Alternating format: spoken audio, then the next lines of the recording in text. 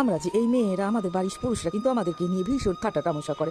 আমরা নাকি কোথাও বেড়াতে যাওয়ার সময় আমাদের কোথাও জামা কাপড় থাকে না।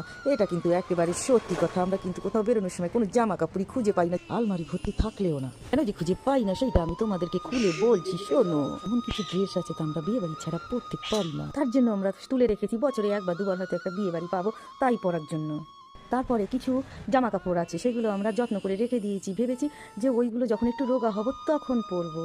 আর কিছু পুরনো জামা কাপড় আছে, সেগুলো তো এখন পরলে মনে হবে যে ওগুলো অনেক পুরনো দিনের জামা কাপড়। ভাবছি আবার তো সব ফিরে ফিরে আসবে, আবার তখন ওই পুরনো জিনিসগুলো পরবো।